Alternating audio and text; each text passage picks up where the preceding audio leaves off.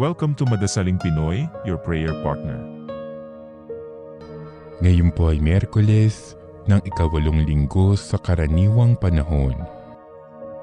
Ang mabuting balita ng Panginoon ayon kay San Marcos. Noong panahong iyon, nasa daan ang mga alagad patungong Jerusalem. Nauuna sa kanila si Jesus. Nangangamba ang mga alagad at natatakot naman ang mga taong sumusunod sa kanya. Ibinukod ni Jesus ang 12 at sinabi ang mangyayari sa kanya. Wika niya, "Ngayoy paahon tayo sa Jerusalem. Ang anak ng tao'y ipagkakanulo sa mga punong saserdote at sa mga eskriba. Kanilang hahatulan siya ng kamatayan at ibibigay sa mga hentil.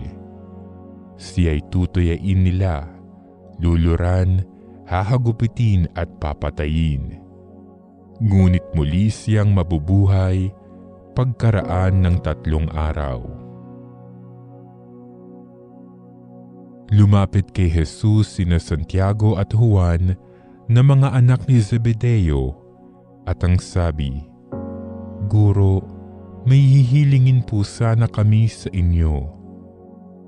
"Ano yun?" tanong ni Jesus. Sumagot sila, "Sana'y makaupo kami katabi ninyo sa inyong kaharian, isa sa kanan at isa sa kaliwa." "Hindi ninyo nalalaman ang inyong hinihingi," sabi ni Jesus sa kanila. "Mababata ba ninyo ang hirap na babatahin ko? Pabibinyag ba kayo sa binyag na daranasin ko?" "Opo," tugon nila. Sinabi ni Jesus, "Ang hirap na babatahin ko'y babatahin nga ninyo at kayo'y bibinyagan sa binyag na daranasin ko. Ngunit wala sa akin ang pagpapasya kung sino ang mauupo sa aking kanan at sa aking kaliwa. Ang mga luklukang sinasabi ninyo'y para sa mga pinaghandaan."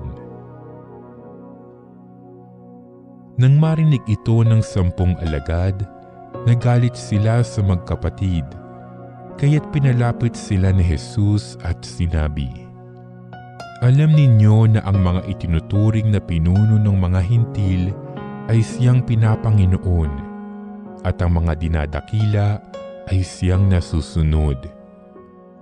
Ngunit hindi ganyan ang dapat umiral sa inyo.